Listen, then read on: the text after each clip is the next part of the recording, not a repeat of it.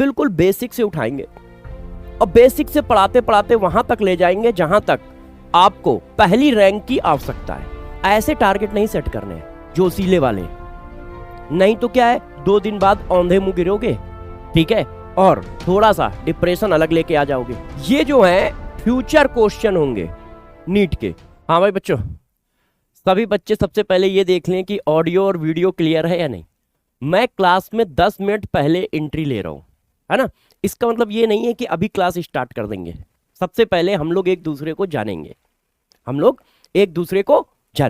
तो सबसे पहले ये बताएं ऑडियो और वीडियो क्लियर है या नहीं।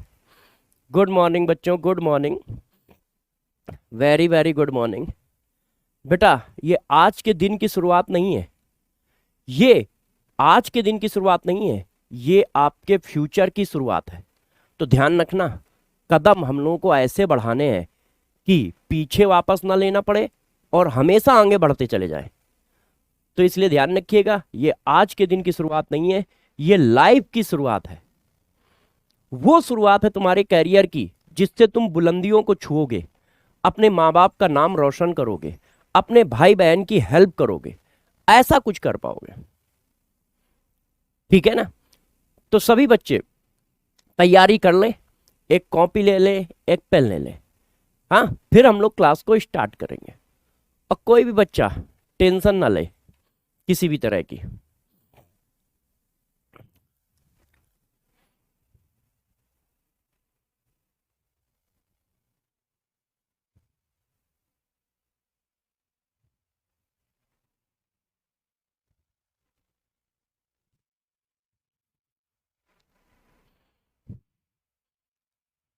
हाँ बच्चों,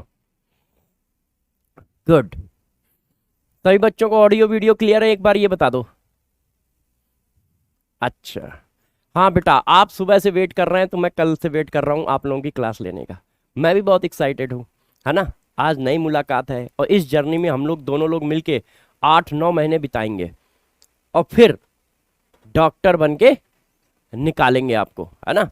तो इस जर्नी में हम दोनों लोगों का सहयोग रहेगा, आपका ज़्यादा हमारा कम, आपका ज़्यादा हमारा कम। ओके, चैट जो है थोड़ा सा रुकी हुई है ना। हाँ गुड, सही है। एक लोग अभी यहाँ बैठ लो, है ना, क्योंकि चैट रुकी हुई है, चलती ही रुकती है, तो कुछ देर बैठ लो। हाँ ठीक है, very good morning, very good morning बच्चों। सही है। ठीक है। चलो, अब हम लोग कुछ बातें डिस्कस करते हैं एग्जाम से रिलेटेड, ठीक है, और हम दोनों लोगों से रिलेटेड, और फिर चैप्टर को उठाएंगे। बस मैं सभी बच्चों को इतना कहना चाहता हूं कि ध्यान रखिएगा, हम लोग चैप्टर एकदम 0 से स्टार्ट करेंगे। हम ये बिल्कुल नहीं मानते हैं कि आप 12th पास होकर पास आउट के बैच में बैठे हो। हमारा मानना बस ये है कि तुम्हें इस चैप्टर में कुछ नहीं आता है, तो हम बिल्कुल बेसिक से उठाएंगे और बेसिक से पढ़ाते पढ़ाते वहां तक ले जाएंगे जहां तक आपको पहली रैंक की आवश्यकता है। कि यदि हम नीट में पहली रैंक लाना चाहते हैं तो हमें कितना कंटेंट चाहिए, वहां तक ले जाएंगे। मगर स्टार्ट कहां से करेंगे? 0 से। स्टार्ट कहां से करेंगे? बिल्कुल 0 से करेंगे। और कोई भी बच्चा स्ट्रेस ना ले कि अरे यार 640 नंबर लाने हैं, 700 नंबर लाने हैं, तो कैसे लाएंगे। ये एक दीवार बनाने जैसा है। जैसा देखते हो कारीगर दीवार बनाता है तो पहली ईंट जोड़ता है, फिर दूसरी ईंट जोड़ता है। सोचो एक दीवार बनाने में कितने 100 ईंट लगती हैं, है ना, और एक बिल्डिंग बनाने में कितनी हजारें ईंटें लगती हैं। यदि वो पहले दिन जब एक ईंट रख रहा हो और ये सोचे यार इसमें तो हजारों ईंटें लगनी है, कैसे होगा, तो वो डर जाएगा। मगर वो बिल्कुल नहीं सोचता है, वो सिर्फ आज का टारगेट देखता है कि यार आज इस कमरे की इस दीवार को फिनिश करना है, और फिर वो ईंट पे ईंट जोड़ता चला जाता है और शाम तक उस कमरे की वो दीवार तैयार हो जाती है। और ऐसा करते करते करते करते महीने भर में वो देखता है कि वो एक बिल्डिंग का काफी हिस्सा तैयार कर ले जाता है। तो बस कुछ ऐसा ही आपको भी करना है, कुछ ऐसा ही आपको करना है। आपको अपने फ्यूचर की बिल्डिंग खुद बनानी है, उसका इंजीनियर मैं हूं। आर्किटेक्चर मैं हूं, मैं बताऊंगा कि कितनी आसान तरीके से बिल्डिंग बनाई जा सकती है। मगर दोस्त, उसमें ईंट तुम ही रखोगे। तो ध्यान रखिए, ये ईंट क्या है? पर डे की मेहनत। आप पर डे का टारगेट सेट करो और उसको अचीव करो। और पर डे का टारगेट सेट करने का मतलब ये नहीं है कि कोई बड़ा तोप टारगेट सेट कर लो कि जोश में आ जाओ, आज पूरा चैप्टर खत्म करेंगे, एक जूलॉजी, एक बॉटनी, एक केमिस्ट्री, एक फिजिक्स। ऐसे टारगेट नहीं सेट करने हैं जोशीले वाले, नहीं तो क्या है, 2 दिन बाद औंधे मुंह गिरोगे, ठीक है, और थोड़ा सा डिप्रेशन अलग लेके आ जाओगे कि लगता है हमसे नहीं होगा। छोटे छोटे गोल सेट करो, बड़े टारगेट नहीं, छोटे छोटे टारगेट सेट करो। अब जैसे जैसे तुम्हारा स्टेमिना बढ़ता चला जाएगा, वैसे वैसे आप अपने टारगेट को बढ़ाते चले जाना।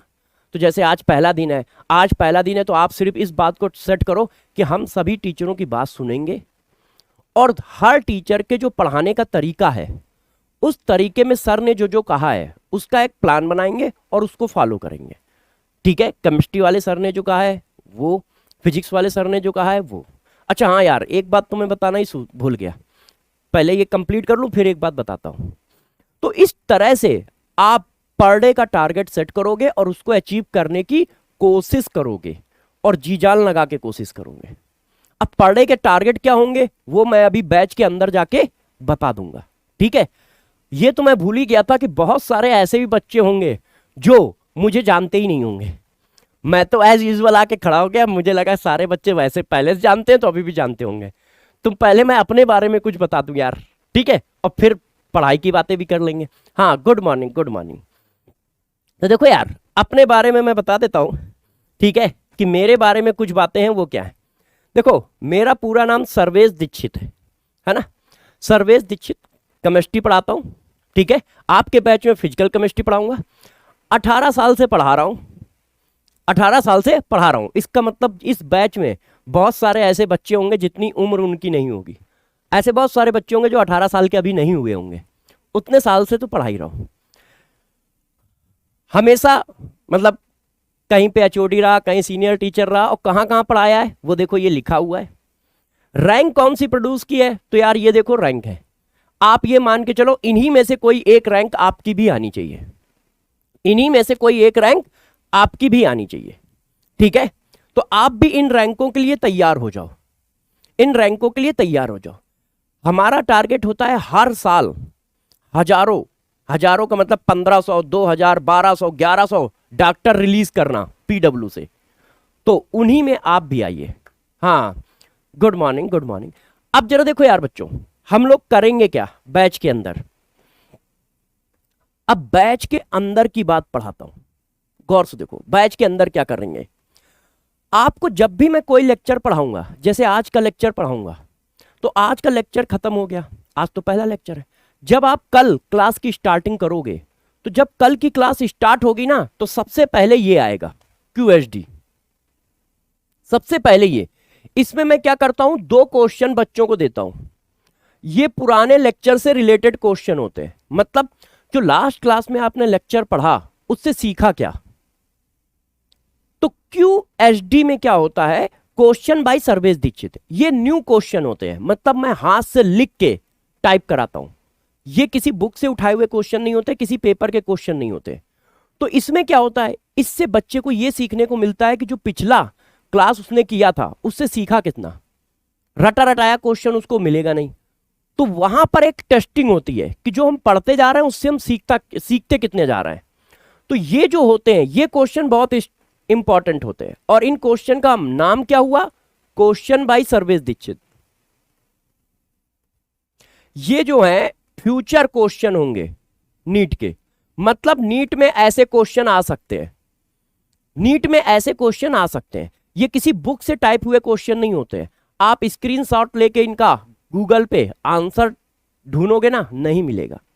क्यों, क्योंकि ये किसी बुक के क्वेश्चन नहीं होंगे, किसी पेपर के क्वेश्चन नहीं होंगे। ये मैंने क्वेश्चन फ्रेम किए होंगे और सिर्फ 2 क्वेश्चन पर डे दिए जाएंगे। और वो क्या होते हैं, एक तरह की टेस्टिंग होती है कि पिछली क्लास से आपने क्या सीखा, ठीक है। तो ये वाले क्वेश्चन को हम लोग नाम क्या देते हैं, हम लोग नाम देते हैं QHD, question by Sarvesh Dixit. नाम रखा जाता है QHD। फिर लेक्चर नोट्स, पूरा लेक्चर पढ़ाया जाएगा, उसके आपके नोट्स होंगे PDF फॉर्म में, और साथ साथ में आप भी नोट्स बनाते जाओगे, आप भी नोट्स बनाते जाओगे। इसके बाद ये आता है CSD। CSD का मतलब क्या होता है? Concept by Sarvesh Dixit. Concept by Sarvesh Dixit. इसमें हम लोग क्या करते हैं दोस्त? देखो, बहुत सारे कॉन्सेप्ट तो बुक के होते हैं, है ना, बुक में फार्मूले लिखे हैं या चैप्टर में फार्मूले लिखे हैं, और कुछ कॉन्सेप्ट ऐसे होंगे जो मैं दे रहा हूं। मतलब आपको जो मैं कॉन्सेप्ट दूंगा ना, उन कॉन्सेप्ट को आप हमेशा याद रखो, उन कॉन्सेप्ट को आप हमेशा याद रखो। चैप्टर इन्हीं में खत्म होगा। हाँ बेटा, गुड मॉर्निंग, सब लोग इधर देखते जाओ, चैप्टर इन्हीं में खत्म होगा। तो ये CSD सबसे इंपॉर्टेंट है। क्या क्या चीजें सबसे इंपॉर्टेंट है? ये जो भी क्वेश्चन पेपर में आएगा उसका कॉन्सेप्ट इसमें जरूर मिलेगा। PYQ भी हम लोग करेंगे। PYQ मतलब previous years question. Previous years में किस तरह के क्वेश्चन आए हैं वो भी हम लोग करेंगे, मगर वो क्वेश्चन मैं बच्चों से कराता हूं एज ए एग्जाम्पल। क्यों? बच्चों को पता होना चाहिए कि प्रीवियस ईयर्स में जो क्वेश्चन आए हुए हैं वो उनसे आसानी से हो रहे हैं। इस वजह से ये सारे क्वेश्चन बच्चे करते हैं क्लास में ही, मैं एज ए एग्जाम्पल उनको लाता हूं, बच्चे उनको क्लास में करते हैं। और दूसरा इंपॉर्टेंट पॉइंट है ये क्या है? TSD। TSD मतलब test of future NEET question. जब पूरा चैप्टर खत्म हो जाता है तो मैं 15 क्वेश्चन का टेस्ट लेता हूं, 15 क्वेश्चन का टेस्ट। और ये क्वेश्चन किसी बुक के नहीं होते हैं, ये क्वेश्चन भी मैं अपने हाथ से बना के PDF देता हूं बच्चों को। जब पूरा चैप्टर खत्म हो जाता है तब ये 15 क्वेश्चन का मैं टेस्ट लेता हूं। इससे ये पता चलता है हमने सीखा क्या है, हमने सीखा क्या है। आप जरा इस बात को समझो, आप पास आउट की क्लास में बैठे हो सकता है किसी बच्चे ने एक बार एग्जाम दे भी चुका हो, जिसके 150 नंबर, 200 नंबर, 250 नंबर, 300 नंबर आए हो, 400 नंबर आए हो। इसका मतलब हर बच्चा कम से कम एक बार पूरा सब्जेक्ट पढ़ चुका है, चाहे जितना गंदा पढ़ा हो, उसको आता हो ना आता हो, मगर उसने पूरा सब्जेक्ट एक बार जरूर पढ़ा है। पूरी फिजिक्स पढ़ी है, पूरी केमिस्ट्री पढ़ी है, पूरी जियोलॉजी पढ़ी है, पूरी बॉटनी पढ़ी है, फिर भी सिलेक्शन नहीं हुआ। इसका मतलब क्या है? इसका मतलब हमने पढ़ा है, सीखा नहीं है। हमने पढ़ा है मगर हमने बारीकियां नहीं सीखी हैं। जैसे गौर समझो, जब एक गुरु के पास लोग जाते हैं तो उसमें बहुत सारे बच्चे सीखते हैं। जैसे एक मान लो एक क्रिकेट एकेडमी है, तो एक क्रिकेट एकेडमी में मान लो 500 स्टूडेंट है, तो उनका जो कोच है 500 बच्चों को क्रिकेट सिखा रहा है, मगर आप जानते हैं उसमें से कुछ ही लोग नेशनल खेल पाते हैं। रीजन? वो सारी टेक्निक उसने सारे बच्चों को सिखाई, मगर 500 बच्चों में से कुछ बच्चे, 1-2 बच्चे ही नेशनल खेल पा रहे हैं। रीजन क्या है? रीजन ये है बाकी सबने उसको सीखा मगर अप्लाई नहीं किया। आपने पूरे चैप्टर में जो पढ़ा है क्या उसको हम परफॉर्मेंस में कन्वर्ट कर पाएंगे कि नहीं, ये कौन बताएगा? कौन बताएगा कि तुमने चैप्टर में जो चीजें सीखी हैं इनसे नंबर भी कमा पाओगे पेपर में? हम नहीं। हम इतने बच्चों से एक साथ इंटरेक्ट हो रहे हैं तो हमें कैसे पता चलेगा कौन तेज है कौन धीमा है? क्या कोई दूसरा टीचर? नहीं। सेल्फ एनालिसिस करने का सबसे अच्छा और एक्यूरेट तरीका होता है टेस्ट। तो हर चैप्टर खत्म होने के बाद ये मेरा पर्सनल टेस्ट होता है, TSD में पर्सनल टेस्ट में क्या होता है? 15 क्वेश्चन में देता हूं और इसी वजह से वो क्वेश्चन मैं खुद बनाता हूं। जैसे कोई बच्चा किसी बुक का क्वेश्चन ना टास दे, या बच्चे को ये ना लगे कि यार उसने पीछे ये क्वेश्चन कर रखा है। क्वेश्चन नीट लेवल का ही होगा, सस्ता क्वेश्चन होगा, मगर वो नया फ्रेम होगा। उससे क्या होता है? उससे उसकी जो मेंटालिटी होती है वो सेट होती है कि यार अचानक हमारे पास नई लैंग्वेज के यदि क्वेश्चन आते हैं और हम कर पाते हैं तो इसका मतलब वहां पर भी हम कर पाएंगे, वहां पर भी हम कर पाएंगे। ऐसा क्या होता है कि एक क्रिकेटर नेट प्रैक्टिस 3-3 घंटे करता है, 4-4 घंटे नेट प्रैक्टिस कर रहा है। आपने सचिन को देखा, वो भी 3-4 घंटे नेट प्रैक्टिस करता है, विराट कोहली भी करता है, सब करते हैं। वाई? जबकि यार वो इतने अच्छे फॉर्म में चल रहे हैं, क्रिकेट के सारे रूल जानते हैं, सारी टेक्निक जानते हैं, फिर भी उनको नेट प्रैक्टिस की जरूरत क्यों है? क्योंकि वो चाहते हैं कि हम जब मैदान में उतरे तो 100% परफेक्शन के साथ उतरे। तो ये तुम्हारी नेट प्रैक्टिस है, इसको हल्के में मत लेना। ये नेट प्रैक्टिस है और ये ओरिजिनल नेट प्रैक्टिस होगी। क्यों? इसमें क्वेश्चन वो नहीं होंगे जो तुमने बुक में कहीं पढ़ रखे हैं, वो नहीं होंगे जो तुमने पैकेज में पढ़ रखे होंगे, वो क्वेश्चन होंगे जो हमने फ्रेम किए होंगे। और यदि आप उनको करते हो तो इसका मतलब आप नई लैंग्वेज को 30, 40, 50 सेकंड में कर पाते हो। और नई लैंग्वेज को जब 30, 40, 50 सेकंड में कर पाते हो तो बेटा वहां पर भी कर पाओगे। वहां पे क्वेश्चन टफ नहीं आता है, बस नई लैंग्वेज आती है। कम से कम 30% क्वेश्चन रिपीटेड होते हैं, 30% तक क्वेश्चन रिपीटेड होते हैं, मतलब एक देसी लैंग्वेज के ही होते हैं जो मोस्टली बुकों में मिलती है। और 70% क्वेश्चन की लैंग्वेज थोड़ी थोड़ी चेंज होती है। तो वो करना आप सीखोगे, यहां पे वो करना सीखोगे। और लास्ट में मैं आपको एक रिवीजन लेक्चर दूंगा। उस रिवीजन लेक्चर में पर सीडीएस पर क्वेश्चन, मतलब एक कॉन्सेप्ट उसका एक क्वेश्चन, एक कॉन्सेप्ट उसका एक क्वेश्चन। क्यों? जब पूरा चैप्टर खत्म होता है तो यार उस नोटबुक में आप देखो बच्चों के पेज भर जाते हैं 70-80। अब मैंने कहा कि यार बच्चे रिवाइज कर लेना, तो बेचारा बच्चा कैसे रिवाइज करेगा? 70, 80, 90 पेज जल्दी से कैसे रिवाइज करे? तो उसको क्विक रिवीजन करने के लिए एक शॉर्टकट नोट चाहिए होते हैं कि शॉर्टकट में कैसे नोट्स बनाए जाए जैसे हम क्विक रिवीजन कर पाए। तो ये क्विक रिवीजन करने का तरीका है, मतलब एक कॉन्सेप्ट उसके नीचे एक क्वेश्चन, एक कॉन्सेप्ट उसके नीचे एक क्वेश्चन। तो मान लो किसी चैप्टर में 30 कॉन्सेप्ट है तो आपने उसके नीचे उसी के कॉन्सेप्ट के 30 क्वेश्चन कर लिए, तो हमारा चैप्टर रिवाइज हो गया जल्दी से, हमारा चैप्टर जल्दी से रिवाइज हो गया। तो इस पैटर्न के साथ हम हर लेक्चर को करेंगे। तो हर लेक्चर में क्या होगा, जैसे ही लेक्चर स्टार्ट होगा तो पहले हम 2 क्वेश्चन देंगे QSD में। वो क्वेश्चन किसके होंगे? लास्ट लेक्चर के होंगे, टॉपिक के। और वो क्वेश्चन एज ए टेस्ट मान लो कि हम लोग 3-4 सेकंड में उनको 3-4 मिनट में उनको फिनिश करेंगे। आपसे मैं पूछूंगा ये क्वेश्चन है, लास्ट टॉपिक जो पढ़ाया था उसका है, आप करके बताइए। आपको टाइम दे दूंगा 20 सेकंड, 30 सेकंड, और पोल लगा दूंगा। आपके ऐप पे एक पोल का भी ऑप्शन है। आज तो यूज नहीं करूंगा, आज पहला दिन है, क्योंकि आज तो हम लोगों ने ऐसा कुछ किया ही नहीं है। तो पोल लगाऊंगा। पोल में क्या होता है, जिन बच्चों ने करेक्ट आंसर दिया है उसका आंसर आता है। फिर लेक्चर पढ़ाऊंगा, लेक्चर के नोट्स हो गए। इस लेक्चर पढ़ाते समय जहां जहां मैं CSD लिखता जाऊं उसको बहुत अच्छे से रिवाइज रखिएगा हमेशा, उसको बहुत अच्छे से रिवाइज रखिएगा हमेशा, ठीक है सर? हाँ, गुड मॉर्निंग बेटा, बिल्कुल सही है। अच्छा, अब आ जाओ बच्चों, अब हम लोग बैच की स्टार्टिंग भी करते हैं। तो बैच की स्टार्टिंग करने से पहले मैं आपको एक छोटे से 2 मिनट और आपके लूंगा। बैच को स्टार्ट करने से पहले 2 से 3 मिनट आपके और लूंगा, फिर बैच को स्टार्ट करता हूं, ठीक है? 3 मिनट क्या है, चलो मैं आपको एक बात बताता हूं, एक कहानी सुनाता हूं। मुझे ध्यान है एक स्टूडेंट था, ये बात मैं आपको बता रहा हूं, ठीक है?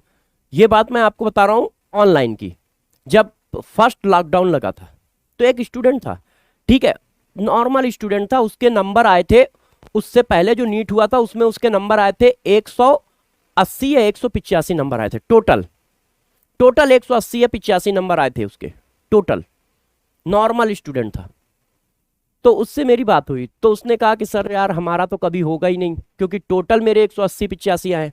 तो मैंने कहा यार 180 या 185 नंबर तुम्हारे आए हैं, मगर तुम जरा इसमें से ये बताओ तुमने एफर्ट कितना किया था, तुमने एफर्ट कितना किया था? तो उसने कहा सर मैंने कोई खास एफर्ट नहीं किया था, मैंने 12th का पेपर दिया है और 12th के पेपर देने के बाद 1 महीने 2 महीने बस NCERT अच्छे से पढ़ी थी और कुछ क्वेश्चन किए थे और पेपर दे दिया था। तो मैंने कहा यही बात है, जब तुम करोगे तो हो जाएगा, परेशान ना हो। बस मेहनत जो होती है ना, मेहनत जो होती है उसके साथ चीटिंग कभी मत करना।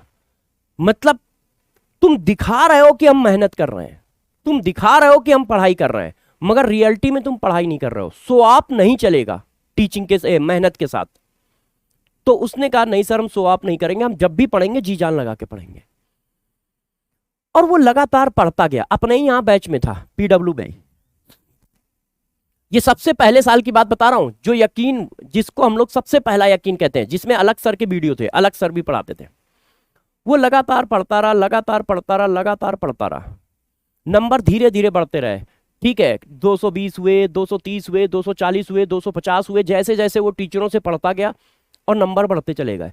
बस उसकी एक खास बात थी, लगन थी बच्चे में।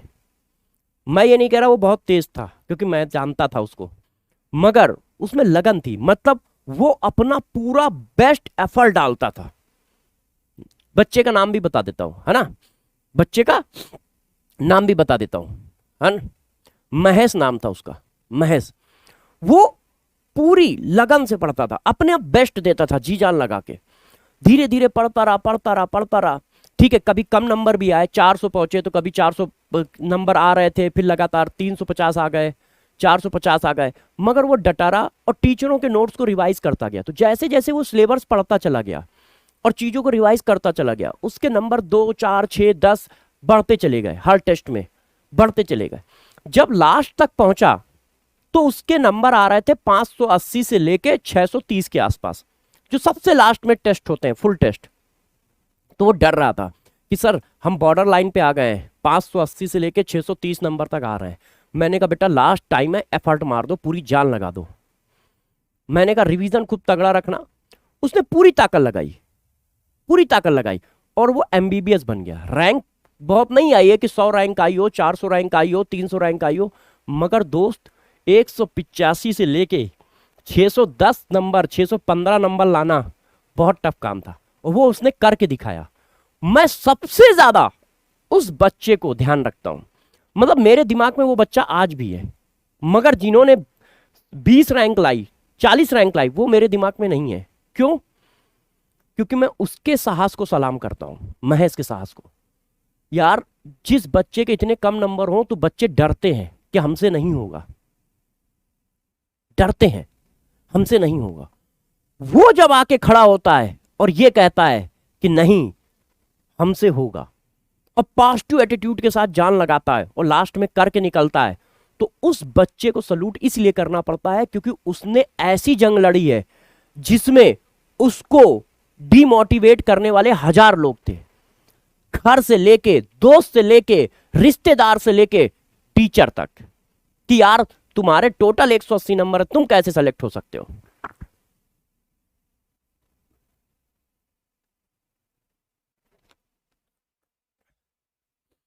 तुम कैसे सेलेक्ट हो सकते हो। मगर उस बच्चे ने यह करके दिखाया कि 180 नंबर आने का मतलब यह नहीं है कि हम कमजोर हैं।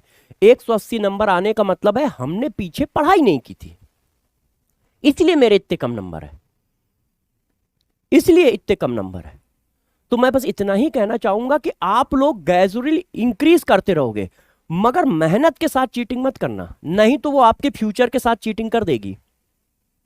मेहनत ईमानदारी मांगती है, ईमानदारी से मेहनत करोगे तो जरूर सेलेक्ट होगे। अब तुमने मेहनत के साथ चीटिंग की, सो आप किया कि नहीं मैंने 4 घंटे पढ़ा है, उसमें 4 घंटे में तुमने 2 घंटे तो मोबाइल देखा है कि मोबाइल में हाँ यार कहां क्या चल रहा है, और उसको काउंट कर रहे हो पढ़ाई में, तो फिर तुम्हारे फ्यूचर के साथ भी चीटिंग होगी, डॉक्टर नहीं बन पाओगे। तो मैं सभी बच्चों को बस इतना ही कह रहा हूं, मेहनत जरूर करना, ठीक है, और बैकलॉग मत होने देना।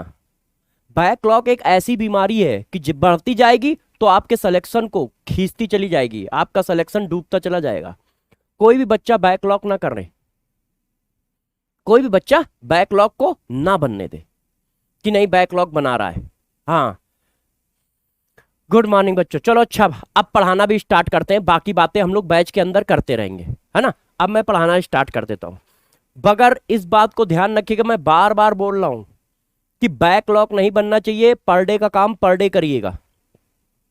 हम हर साल हजारों सिलेक्शन देते हैं, मगर वो सिलेक्शन देने वाले हम नहीं होते हैं, वो सिलेक्शन देने वाले आप होते हो।